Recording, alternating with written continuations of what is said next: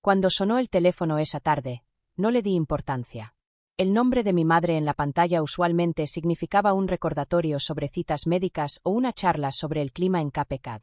Contesté alegremente, medio esperando escucharla quejarse de la humedad. En cambio, su voz estaba ligera, casi eufórica. Colin se va a casar, anunció como si hubiera estado guardando la noticia hasta que se hiciera demasiado grande para contenerla.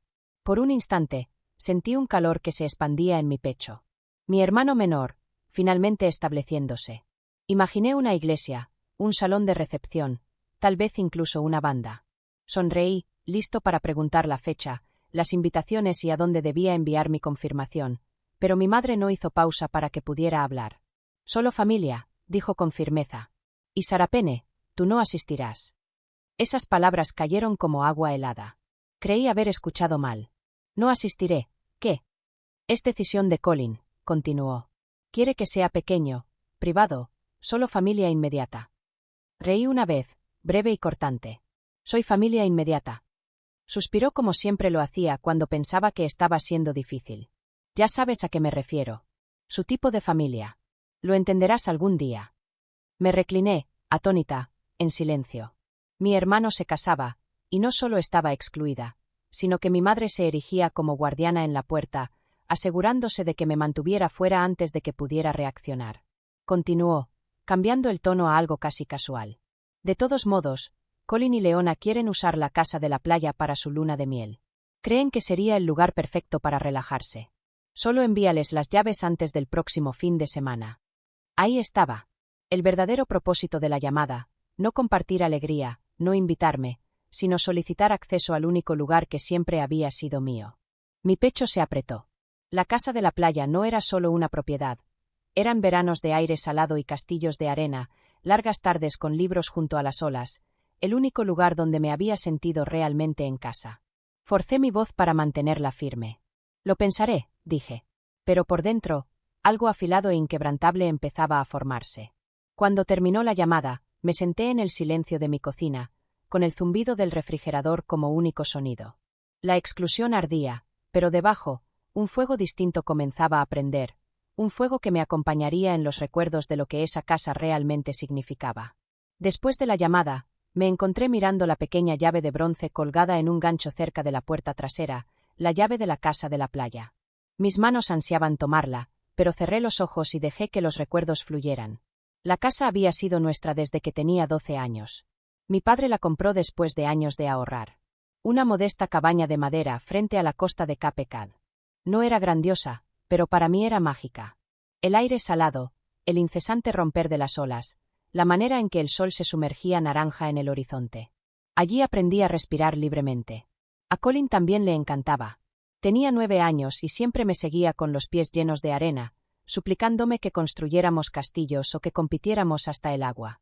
Pasábamos veranos enteros con rodillas raspadas, manos pegajosas de helado y risas que rebotaban entre las dunas. La casa de la playa era el único lugar donde éramos iguales, solo hermano y hermana. Sin comparaciones, sin favoritismos. Pero todo cambió. Mi padre murió cuando tenía 25 años, y su testamento me nombró única propietaria de la casa. Colin recibió otros bienes, pero no la cabaña. Sabía por qué papá confiaba en mí para preservarla, para mantenerla como ancla de la familia. Colin nunca lo perdonó. Cada fiesta, cada feriado, insinuaba, a veces en broma, a veces en serio, lo injusto que era. Antes lo ignoraba, diciéndome que solo sentía envidia, que se desvanecería. Pero el resentimiento solo creció, alimentado por la manera en que mi madre lo consentía. Colin era el hijo dorado, lleno de promesas, incluso cuando su vida estaba construida sobre préstamos y excusas. Ahora, años después, ese mismo resentimiento había tomado forma. Ya no solo deseaba la casa, la exigía como si siempre hubiera sido suya. La llave brillaba a la luz de la tarde, y supe que esto ya no se trataba de recuerdos. Se trataba de una línea cruzada, una que ya no podía ignorar. Y cruzar esa línea traería la imagen de Colin, el sol dorado, a un enfoque más nítido y peligroso. Colin siempre supo cómo encantar una habitación. Podía entrar tarde, desprevenido, y aún así recibir elogios mientras yo permanecía invisible en un rincón. De niños, él era el travieso, el que doblaba reglas, el que mi madre defendía con una risa suave y un movimiento de cabeza. Es solo Colin, decía, como si esas 3 palabras justificaran todo. No cambió con los años. Flotaba de un fracaso empresarial a otro, siempre pidiendo prestado, siempre prometiendo algo grande, cada vez que tropezaba. Mi madre lo llamaba mala suerte, mientras cualquier éxito mío era esperado, nada extraordinario. Dejé de esperar reconocimiento hace años, pero ser excluida de su boda trazó la línea con tinta más oscura. Leona, su novia, encajaba perfectamente en el cuadro. Venía de una familia respetable que había perdido peso junto con sus cuentas bancarias. La conocí una vez en una cena familiar, elegante, educada, con una sonrisa que no alcanzaba sus ojos. Se comportaba como alguien que había aprendido que las apariencias eran supervivencia. No era difícil imaginar por qué Colin la eligió. Ella lo hacía parecer exitoso por cercanía y él le ofrecía la ilusión de estabilidad. Su boda, presentada como familiar, nunca estuvo pensada para ser pequeña. Era un escenario donde Colin podía estar en el centro, admirado, mientras yo desaparecía del guión por completo. Mi ausencia no sería un error. Sería intencional, un borrador. Durante años fui la hermana silenciosa, la que tragaba agravios y seguía adelante. Pero escuchar a mi madre descartarme tan fácilmente me hizo entender que mi silencio había facilitado todo. Había permitido que Colin se convirtiera en el sol dorado sin control. Y ahora, frente a esta exclusión deliberada, sentí que el silencio empezaba a romperse. El dolor de la exclusión no se desvanecía. Se adhería como sal en la piel, penetrando cada pensamiento. Durante días después de la llamada, repetí en mi mente las palabras de mi madre, su desaprobación calmada, su cambio de contarme que no era bienvenida a pedir las llaves de mi casa. La crueldad ni siquiera se disfrazaba. Era casual, como si yo fuera una nota al pie, útil solo por lo que poseía. Al principio llevé la humillación en silencio, como siempre. Seguí con mis rutinas, el trabajo, los recados, las noches en silencio, fingiendo que no importaba. Pero cada vez que tomaba una taza de café o doblaba la ropa, el amargor regresaba. La historia de mi familia siempre se escribió con Colin en el centro, y se esperaba que yo fuera la hermana callada y complaciente. Durante años me dije que mantenerme en silencio era fuerza, que demostraba que estaba por encima del favoritismo. Pero ahora solo parecía rendición. Esa noche, me quedé en la cocina mirando la llave de bronce colgada junto a la puerta trasera, la llave de la casa de la playa, el legado de mi padre, el único lugar en el mundo que nunca me pidió reducirme o comprometerme. Y de repente entendí que darle esa llave a Colin sin resistencia sería el borrado final de mí. Así que, cuando llamé a mi madre de vuelta, mi voz estaba suave, firme. Le dije que lo pensaría, que quería asegurarme de que la casa estuviera lista. Ella parecía satisfecha, quizá incluso arrogante, segura de que volvería a mi papel. Pero no escuchó lo que vivía bajo mis palabras, el cambio de resignación a resolución. No iba a discutir ni suplicar. Había terminado con eso. En lugar de eso, le daría a Colin exactamente lo que pedía, envuelto cuidadosamente en forma de regalo. Solo que esta vez, no sería la llave de mi casa. Sería la llave de su caída. Y con esa decisión, el silencio que había llevado durante años finalmente se rompió, dando paso a algo más afilado, algo que ya no podía ser ignorado. No me precipité. Actuar impulsivamente era hábito de Colin, no mío. Me moví con cuidado, una pregunta a la vez, un paso silencioso tras otro. Si creían que simplemente entregaría las llaves del legado de mi padre, estaban equivocados. Empecé con personas que conocían a Colin desde antes de que yo pudiera soportarlo. Un antiguo socio de negocios respondió con una risa amarga. Colin no había tenido contacto desde que abandonó el restaurante, dejándome con proveedores impagos y una demanda. Espero que no llames para defenderlo. Su voz no dejaba duda de que mi hermano era más estafador que empresario. Otro conocido me contó sobre una startup tecnológica fallida, llamativa en papel pero vacía en la práctica, financiada con préstamos que Colin nunca pagó. Cuanto más preguntaba, más se alineaban las historias, encantó, promesas y un rastro de deudas suficiente para ahogar a cualquiera que se acercara demasiado. Los rumores del pueblo completaban el cuadro. Una vecina anciana me susurró: «Oigo que el banco está rondando. Tu hermano tiene meses de atraso. Suerte que encontró a una mujer como Leona. Aunque su familia es respetable, o lo era antes de la caída».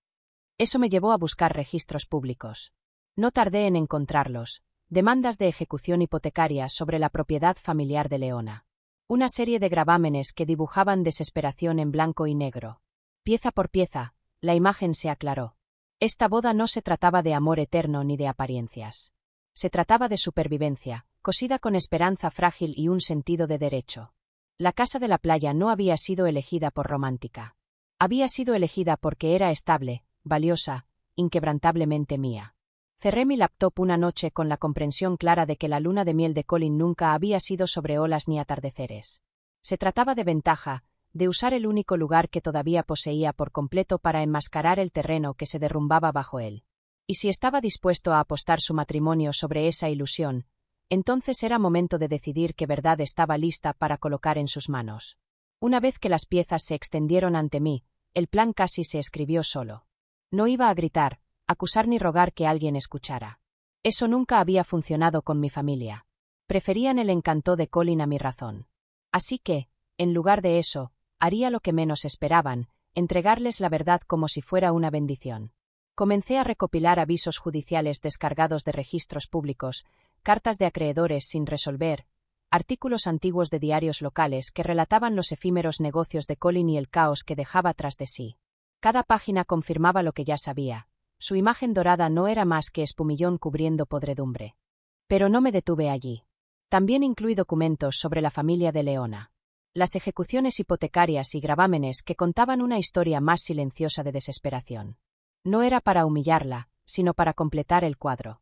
Este matrimonio no era una unión de amor, sino de necesidad, y quería que ambos lo vieran plasmado en tinta que no pudiera borrarse.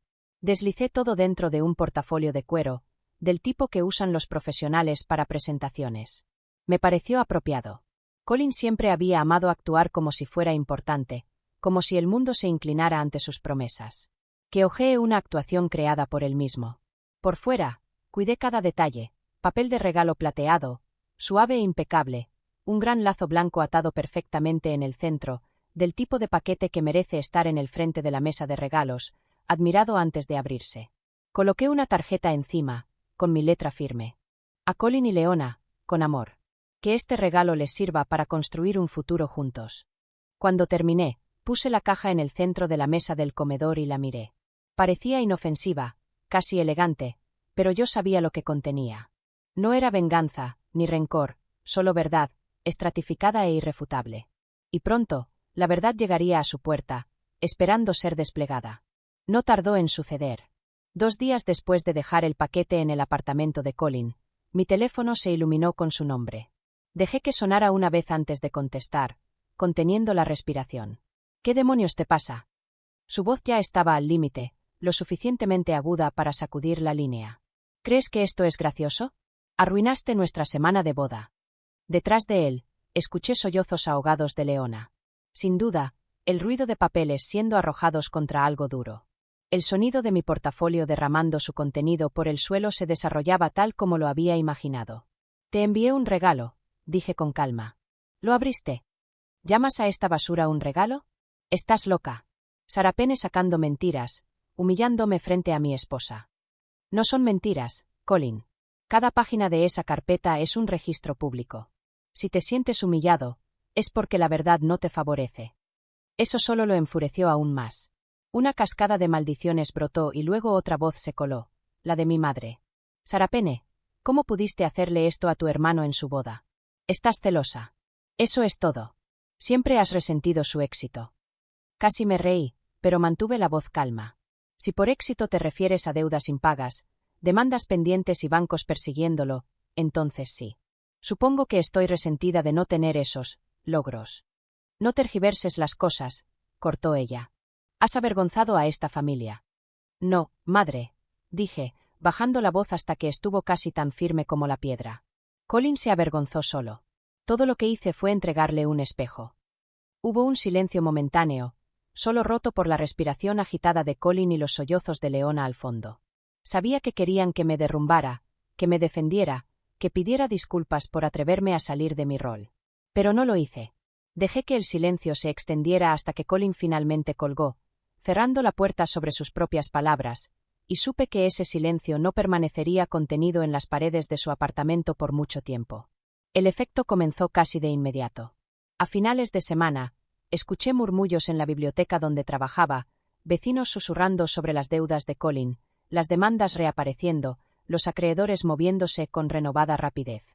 Parecía que una vez que los documentos salieron del papel de regalo plateado, encontraron circulación más amplia. Su imagen cuidadosamente pulida no podía soportar el peso de los papeles y cuentas impagas. La ira de Leona fue más fuerte que la de Colin. Me enteré por un primo que había salido corriendo de su apartamento tras descubrir cuánto le había ocultado: los avisos de ejecución, las demandas, las promesas sobre un futuro estable. Todo mentira. Se había comprometido a un matrimonio basado en apariencias, pero no en arena. Mis padres no lo tomaron bien. Mi madre, especialmente, caminaba por la ciudad con el mentón alto, pero yo sabía que escuchaba los susurros. Durante años se había jactado de las empresas de Colin, su espíritu emprendedor, el hijo destinado al éxito. Ahora esos mismos vecinos la miraban con sonrisas cortantes, esas reservadas para quien ve cómo sus historias se desmoronan. No dije nada, ni a ellos, ni a nadie. Fui a trabajar, volví a casa, cuidé mi pequeño jardín, y dejé que el silencio hiciera lo que mis palabras nunca pudieron. No inventé su caída. Solo expuse la evidencia. El resto fue la gravedad haciendo su trabajo. Una tarde, mientras el sol se hundía en el horizonte, caminé a la playa detrás de mi casa. Las olas llegaban constantes, seguras, bañando la orilla como siempre. Por primera vez, no me sentí invisible. No necesitaba hablar para ser escuchada. Y mientras la marea se retiraba, dejando la arena limpia y desnuda, comprendí que algunas cosas, como las reputaciones construidas sobre mentiras, nunca estaban destinadas a sostenerse. La tormenta había pasado, aunque sus ecos persistían. Colin se había retirado al silencio, Leona a la ira, mis padres a la negación frágil. No llegaron llamadas, ni disculpas, solo el leve zumbido del chisme atravesando la ciudad. Por primera vez, no sentí la necesidad de corregir la historia ni de explicarme. La verdad ya había hablado más fuerte de lo que yo alguna vez pude. Una noche, me quité los zapatos y pisé la arena fresca detrás de la casa de la playa. La marea apenas comenzaba a subir, curvando la orilla en largas y pacientes olas. Cada paso hundía mis pies más en la tierra, anclándome a un lugar que me había acompañado durante toda la infancia. Duelo. Y ahora, este ajuste de cuentas. Pensé en todos los años que esperé reconocimiento, alguna pequeña aprobación de quienes siempre me mantuvieron al borde de su círculo. Ese hambre me moldeó, me desgastó, me convenció de que el silencio era fuerza. Pero ahora, de pie descalza al borde del agua, comprendí que no necesitaba su permiso para pertenecer. La casa de la playa era más que madera gastada y ventanas de vidrio. Era el último regalo de mi padre. Un santuario de veranos llenos de aire salado y risas, y la prueba de que podía sobrevivir al peso de la exclusión. Podían intentar quitarme las llaves, disminuir mi valor, borrarme de sus hitos, pero no podían arrebatarme el suelo bajo mis pies. Levanté el rostro al viento y sentí que algo firme se asentaba dentro de mí. Puede que nunca sea plenamente aceptada por mi familia. Pero la aceptación ya no era mi moneda. El respeto lo era. Y finalmente entendí que el respeto no era algo que ellos pudieran otorgar. Era algo que reclamaba. La sangre te hace pariente, pero el respeto te hace familia. Y mientras volvía hacia el resplandor de la casa, supe que había reclamado lo que siempre había sido mío.